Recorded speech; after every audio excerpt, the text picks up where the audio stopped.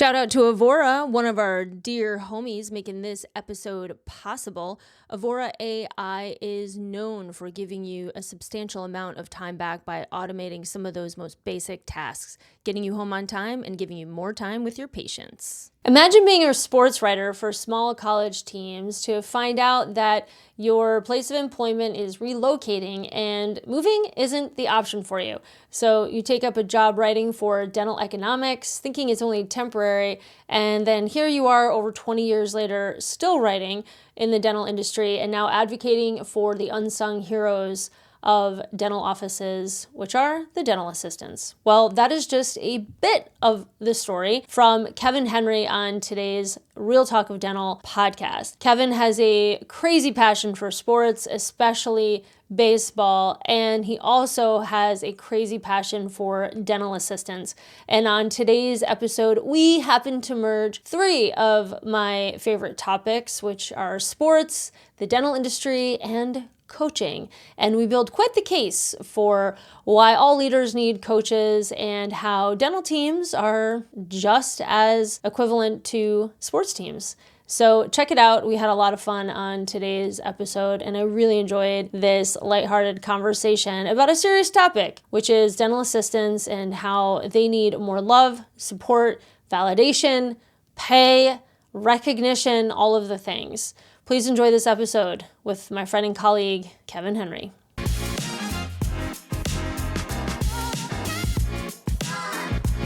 Kevin Henry, welcome to the Real Talk of Dental.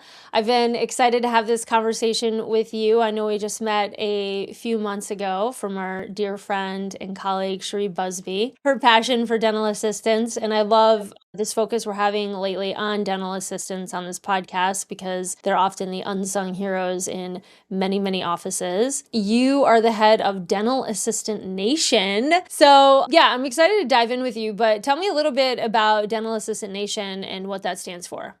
Absolutely. Longest running podcast devoted to dental assistants. I just recorded my 450th episode earlier today.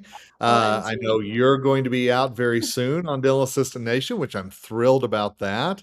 Yeah. And I've never been a dental assistant, and a lot of dental assistants go, "Why are you doing this?" And a lot of people in the industry do, but I just feel like that there's so much that they need to have a good career and to stick around and to know how valuable they are. It's just been a labor of love for me ever since I got involved with dental assisting, speaking and consulting 21 years ago. Yeah, that's awesome. So tell me about that because I know you're a big sports guy. You're also a sports writer.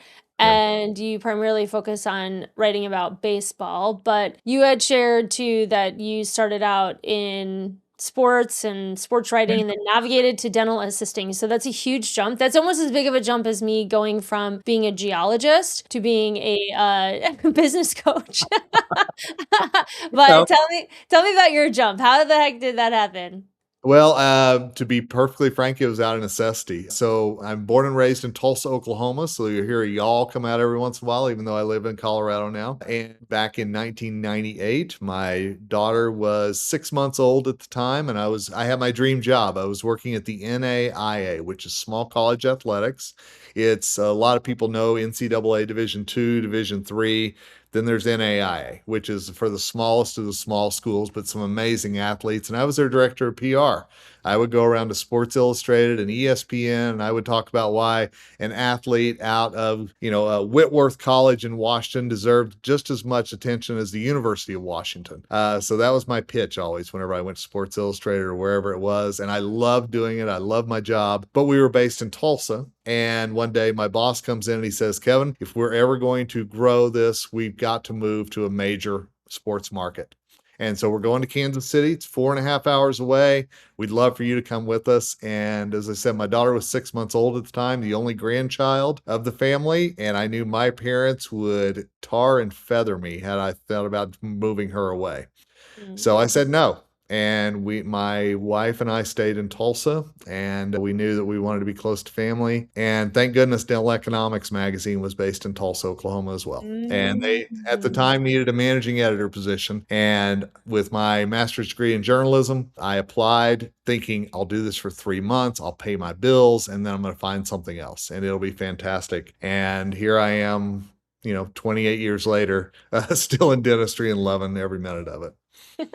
I feel like everyone has that story. It's like this if they didn't go to school to, be involved in dentistry, if they came in some other way, they're like, "Well, I thought it was just gonna be temporary," Yeah. and 30 years later, I still My have. the gentleman who hired me, and I'll always appreciate him for taking a chance on a guy who knew nothing about dentistry at the time, but he told me whenever I signed the paperwork and I came on board, he said, "You know you're never leaving this industry, right?" And seriously, I rolled my eyes inside my head. I Mhm. didn't do it in front of him, but I was just like, "Yeah, okay, buddy." And sure enough, dentistry is such a great industry, so many amazing people and developed lifelong friends. And honestly, it gave me my second wife. I never would have met her without being in this industry. So I'm very blessed. Yeah. And so how did you get involved in focusing on assistants? So, Dental Economics at the time, obviously, dentist focused magazine. The sister publication is RDH magazine, very hygienist focused. And in 2005, I had been working there about 7 years at that point, and I said, "Why aren't we doing anything for assistants? I don't understand." Because one of the things whenever I first got into the magazine, they sent me to all these dental practices in Tulsa to watch and to learn and to soak up all the knowledge of how the dental practice actually ran. And I noticed the assistants were doing so much. I mean, the air traffic control, the backbone, whatever you want to call them. And it took me about 7 years to go, "Why aren't we doing something for them? I don't understand. We're focused on everybody else in the practice. Why not them?" And my boss literally said, "If you wanna do something, go for it." And so at the time, I started this crazy thing called an e-newsletter, which at the time was, we were all like, "What is that?" But we had, luckily, a list of dental assistants that we had compiled through Dental Economics and RDH, and we started sending out a weekly newsletter. And honestly, I just got all the information for that by listening to assistants, talking to them about their pain points. The same things I do today is just what's bothering you, what's keeping you up at night, what's keeping you from loving your job, and then finding people to help me, tackle that and to let them know there's answers here. You don't have to go through this alone. And whatever demon you're fighting, I guarantee you somebody down the block conquered it last week, and here's how they did it. So you saw this opportunity, you saw this group that just wasn't getting any attention or Yeah. credit or resources. And so you created that. And then it sounds like you've stayed with it now for 20 years. I have because once you start hearing the stories about, "I needed something like this. I needed to hear that today." The little things like that, I stuck with it. And in 2006, I will always be grateful to the Oregon Dental Conference for saying, "Would you come out and talk to assistants? Because we can't really find anybody to do what you're doing, is motivating them, enlightening them." And so I've been speaking to assistants for 20 years. It's taken me all over the world to do that. I'm very blessed there. But honestly, my whole inspiration for it is that I still get notes to this day about, "I needed to hear those words. I was thinking about quitting, and now I understand there's options available." Just little things like that still motivate me, and I love to get things like that. Yeah, what do you think are some of the common things that across the board that most assistants are dealing with? Lack of pay, I will say, is the biggest one. I mean, it's no secret they are the lowest paid employees in the practice, and they know that, and it's something that they battle every day when they go into the practice, is that thought. And I think that leads to a lack of respect sometimes. I think that leads to a lot of questions about, is this really a career for me? So I think that there's a lot of self-talk that goes on with dental assistants about, why am I doing this? Am I really making a difference? And you and I and Cherie and so many people know that dental assistants do make a difference.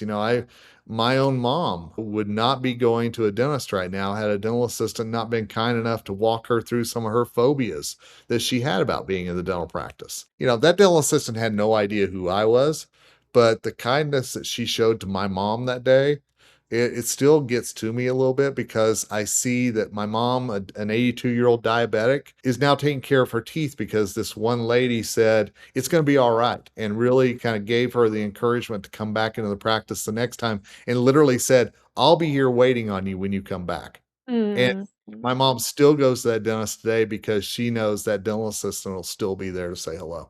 Yeah, and I think that's something that's so undervalued in dental offices where, of course, there's skill level and then there's the education and things like that, when it comes to front office and hygiene and things. But there isn't really a price you can necessarily put on the relationship capital, and the skills that certain people have in building those relationships and caring deeply about patients and making sure things run well. Sometimes I think that's even more valuable at times because just like that experience you talked about with your mom, and then, she'll tell her friends and Oh, yeah. family or whomever, and obviously the imprint it had on you. And just, yeah, that stuff goes such a long way. And it's something that needs to be recognized. Yeah, that practice turned into a geriatric practice almost overnight because you're right. My mom said to all her friends, "Hey, you need to come with me and meet Melissa," and all these things. Oh, yeah. No, you're exactly right. I don't think we realize how important assistants are to not only that patient relationship, but also the marketing part of things. And so I love to watch assistants whenever they realize that and they know that Mrs. Jones is going to ask them what they think about getting a crown and do I really need that and are relying on them for their opinion. I love to see that light bulb click whenever they finally realize that that's such an important part of that patient not only coming back, but choosing a treatment plan and following through with it. Yeah. Something I've been hearing a lot about too regarding assistance is how, and I mean, I've seen this myself. I'm just saying a lot of the more recent conversations I've been having with folks on the podcast, especially, is, how often assistants get overlooked for continuing education or to be invested in, on a personal level. And it's almost as if they're sort of treated as these transient employees that the team doesn't think or the owners think they're not going to stick around anyways. Because almost to your point that you started with, like, who would want to make a career out of this? They're going to eventually move on. So they almost manifest or create, that sort of temporary, lackadaisical, why should I care mindset in somebody. And well, the reality is they could have the complete opposite. If they invested in that person and really cared about them, they could turn it into a career and stick around for a long time. And there are a lot of career assistants out there Sure. too. Yeah. There are. I mean, but amen to what you just said. I've heard so many dentists say, "Why should I invest in them? They're just going to leave." And that's the prevailing mentality out there in a lot of cases is assistants are still viewed as I can go to Taco Bell in the morning and get somebody to work for here in the afternoon. It's not true. I mean, but yet that mentality from the early 2000s, whenever I first started working with them, still is here 20 years later. And I think that's something as an industry we've got to get past and we've got to start realizing how amazing these men and women are and why we've got to invest not only our time with them, but also invest into their careers. And if there's a CDA and EFTA, whatever acronyms you can add to the end of your name, it's as important for them to have that as it is an RDH.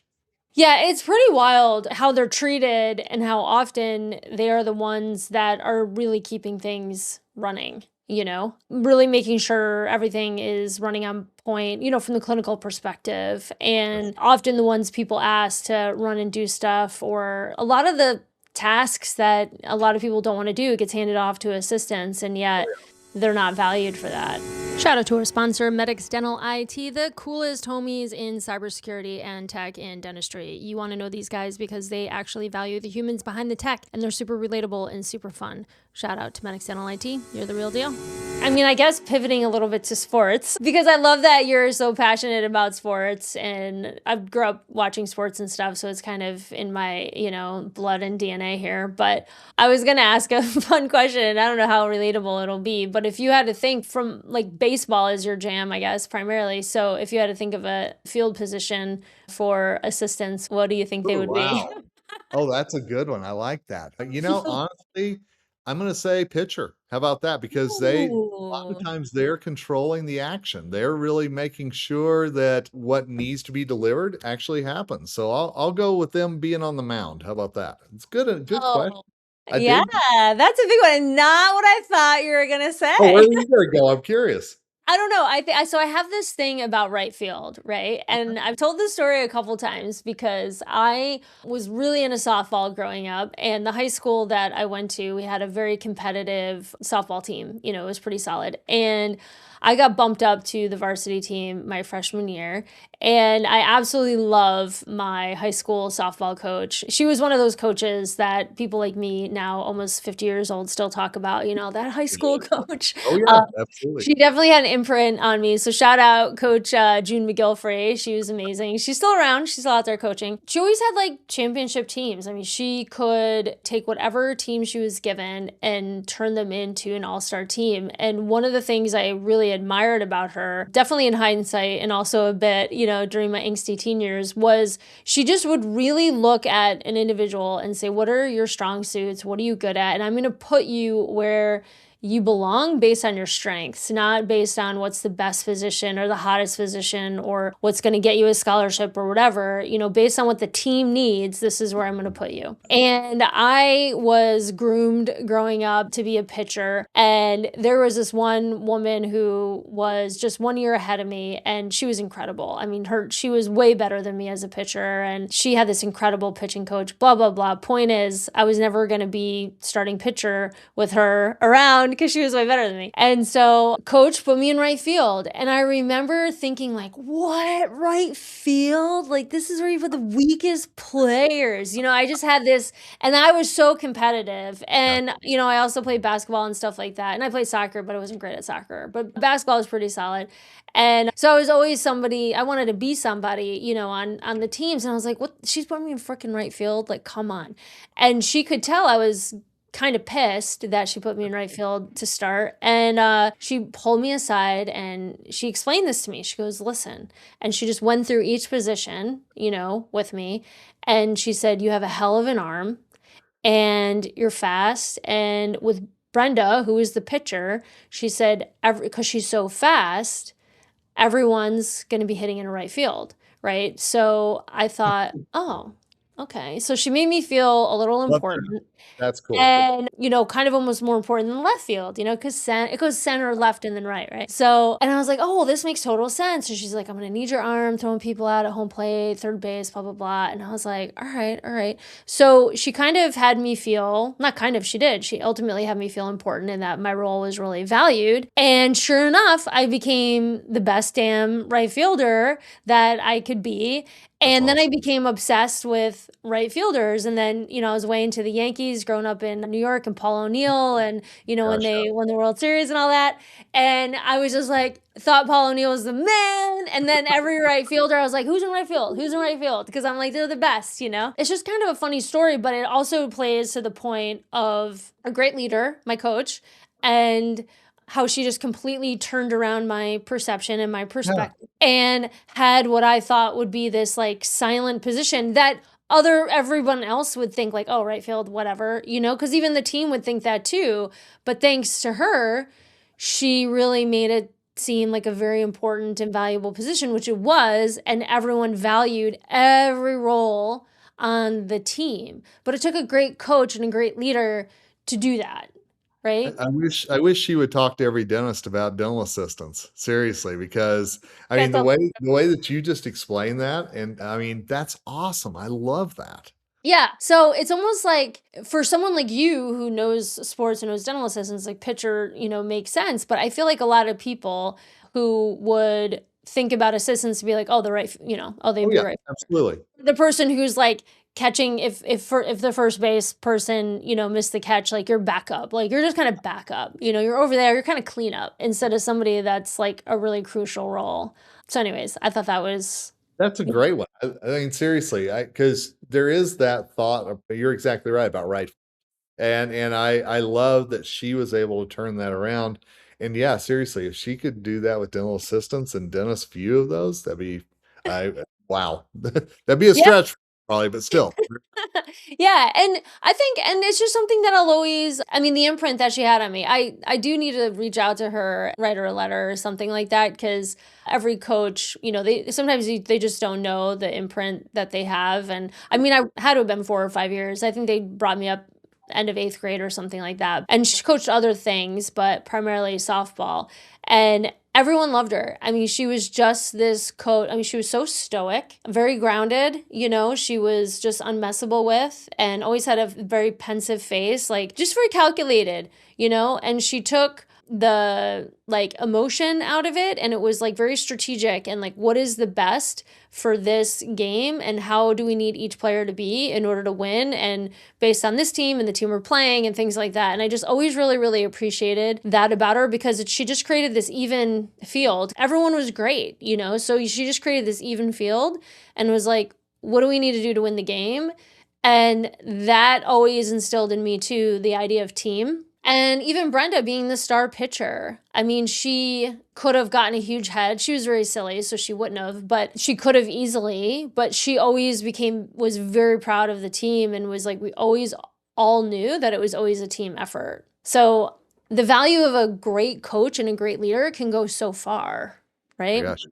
Absolutely. No, because if somebody hits one off Brenda and you're not out there in right field to get it, well, doesn't matter, you know? Right. Yeah, so the team aspect and having a leader like that, that's phenomenal.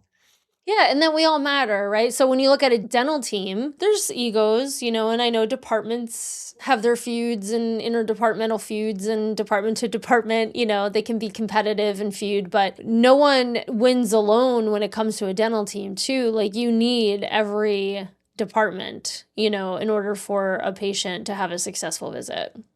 You do, and I think a lot of times people think, "Well, we can put any differences you and I have, we'll just sweep those under the rug and nobody notices."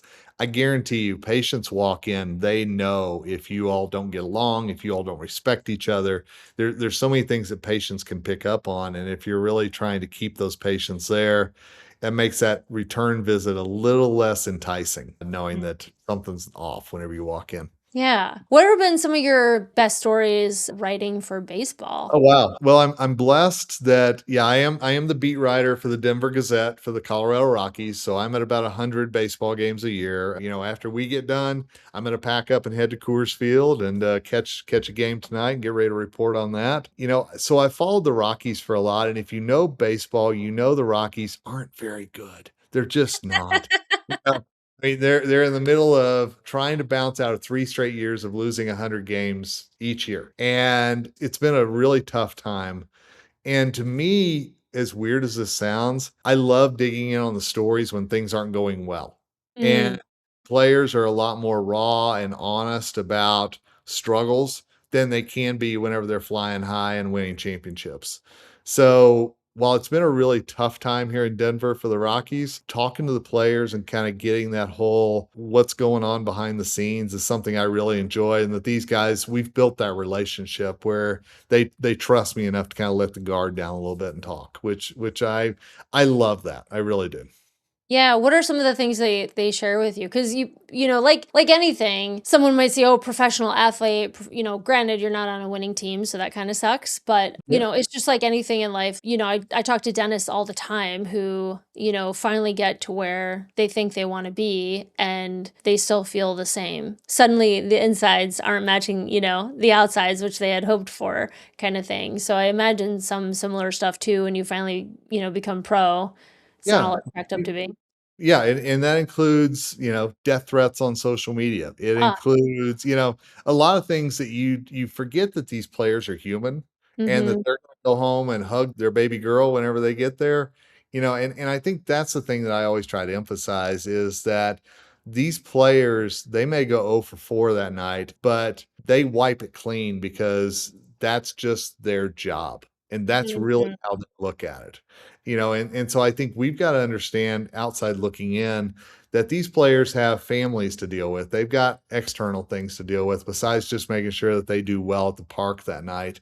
And how they compartmentalize everything is something that I've talked to them a lot about. And I try to tying it back to the dental assistants. I try to say, don't take your work home with you. Those frustrations you may have at the practice, don't let that bleed into 7 or 8 o'clock at night and you're still angry about something that happened that day.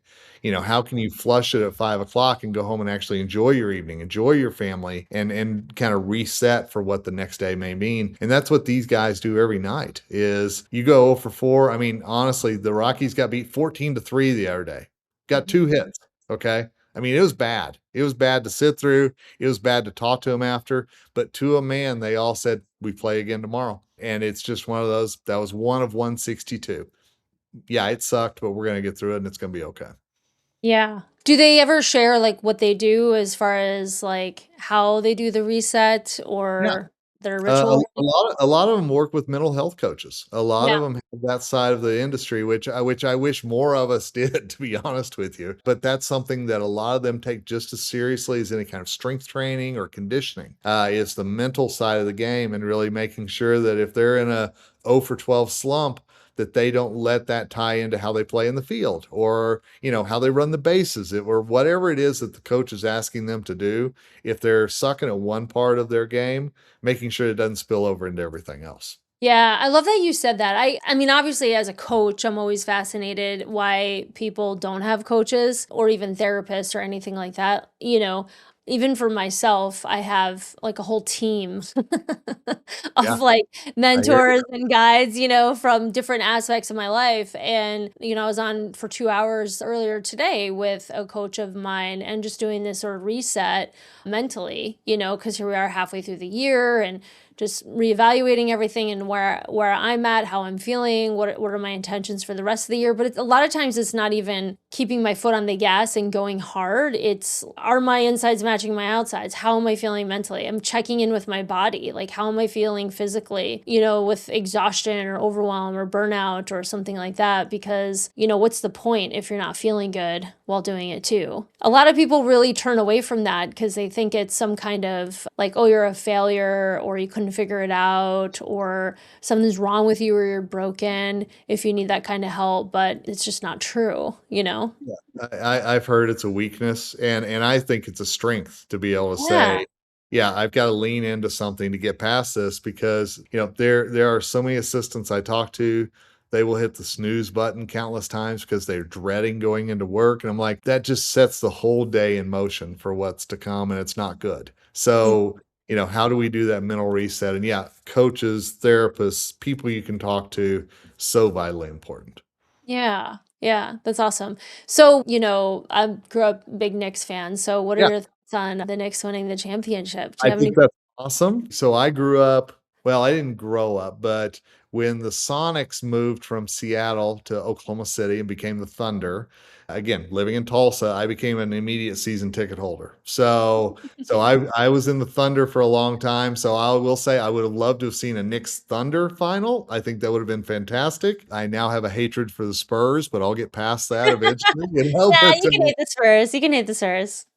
so, no, I've got a dear friend in San Antonio in the industry, and she was relentless on me during the Western Conference Finals, but we'll get past that. But no, I thought, I'm always cheering for the underdog. I mean, I grew up a Cubs fan. I follow the Rockies and invest in them now. So the underdogs, when they actually come through like the Knicks did, does my heart good. So it was good to see the everything happen in New York.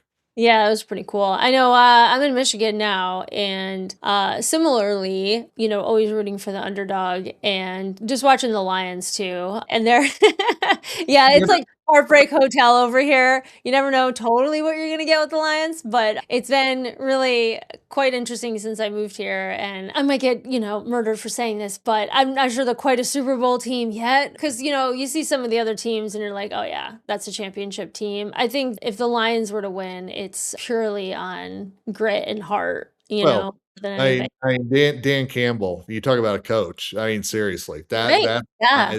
inspires others, I think. And so I'm always impressed whenever I watch him and how he goes for it on 4th down and has all the faith in his players and everything else. I mean, I think he's a great example of what a coach should be.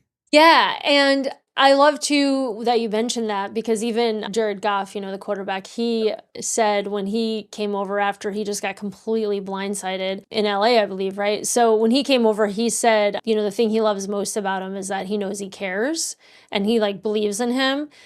And sometimes that's all it takes. And even bringing it back to the assistants, right? Like Absolutely. knowing that you're valued, knowing that your doctor, your owner, your team cares about you and that you matter, that honestly can be worth its weight in gold in a lot of ways because like that team member you're talking about that hits the snooze button a million times and dreads going into the office, that's usually because they feel like they don't matter, and that they're Absolutely. invisible and nobody cares. Like if I knew I mattered and I had to like people were counting on me and depended on me and also valued me, like that gives me more of an inspiration to show up. But when you feel like you're invisible and you're treated like crap and nobody cares, like there's Yeah. no inspiration to go, you know? And the thing that I've always loved about sports and football, basketball, baseball, whatever, is there are individual games within, and Yeah. any person can go, I'm going to go get 50 points tonight, or I'm going to try to swing for the fences every time and get 4 home runs because that's good for me. But they all also realize that if they do that, it can hurt the team overall. And Hmm. and I think that that's what I always love to see is how do these individuals and their personalities and even their desires to be sometimes the star and to stand out, but how do they make sure that that all fits in the team mentality? And I think it goes back to your softball coach that you were discussing, Yeah. And I know dentists are not raised as leaders often and they're not taught to be leaders often. But I really think, boy, if there's one thing that you could invest in the rest of the year and beyond, it's that whole leadership, getting comfortable building a team and getting comfortable telling people why they matter. Cause that's whenever you're really gonna, I think, push things forward. Yeah. Preach, Kevin, preach. Well, thank you so much. This was super fun, just like I thought it would be. I love that we're able to weave in sports and dental assisting and the dental industry all together, Fun. It's not as fun. hard as one would think. So thank you so much. Yeah, you've been awesome. No, this has been great. I enjoy it. And thanks for all you do, Brandy. I really do appreciate it. Thanks to our friends at Archie, the future of dental software, using AI agents that make it easier to run your dental practice, outpacing a lot of the outdated models. Get Archie, make your life easier. You just listened to the real talk of dental. If it hit, if it stung, if it made you feel just a little more human, good. That's the point. This isn't about fixing practices, it's about healing people. And if you're brave enough to show up real in this industry, you're my kind of leader. Subscribe, call in, send your wildest workplace confession. And most importantly, don't clean up for anyone. The mess, that's where the magic lives. We'll see you again on the next episode.